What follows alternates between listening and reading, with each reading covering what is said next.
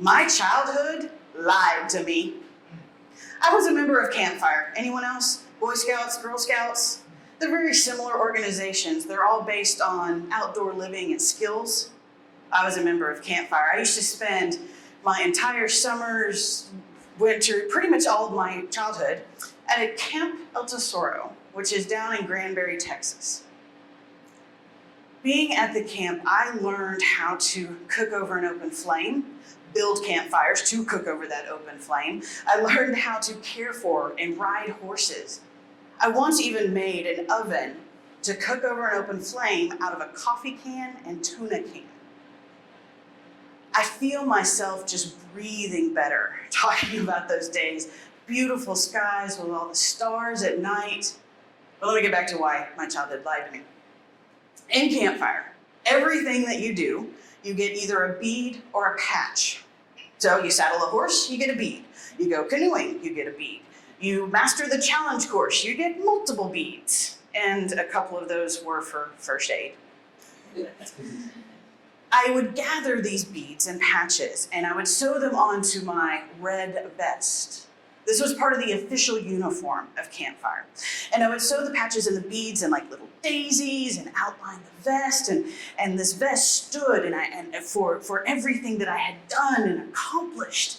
And I was beaming when I wore it because one look at it and you knew exactly what I was about. It spoke loudly. And that was a good thing because I didn't. I am an introvert. I know a lot of people don't believe me, but growing up an introvert, I just didn't practice speaking. So I had a hard time talking about my accomplishments. And it was a good thing that this vest it stood for everything. One look, you knew what I was about, where I was going, what I could do. And of course, school perpetuated this idea. You go to class, you pass the next grade, you go on, and I didn't have a red vest. But I did have a cap, a gown, and a diploma. But then I enter the corporate world. And I am an excellent team player. I am an advantage to every team that I work on, and even some that I didn't. This introvert grew older, and the rules changed. All of a sudden, I started noticing that all these job opportunities were just passing me by. Jobs that I would be perfect for weren't brought to me. I would scream inside my head, why am I not being recognized for my accomplishments? Does this sound familiar to anyone? It's about this time I joined Toastmasters. Okay, you guys, you know I couldn't go a whole speech without talking about Toastmasters, but especially because this one is the pivot in my story. In Toastmasters, I learned the skills. I practiced words coming out of my mouth.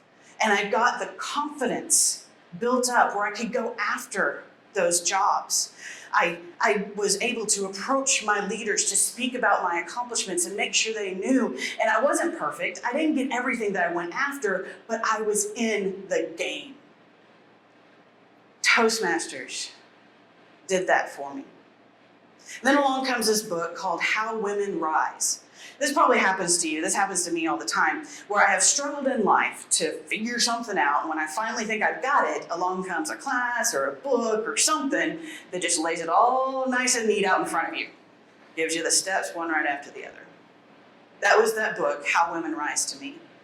And specifically a chapter that talks about how I expect people to spontaneously reward me for my achievements.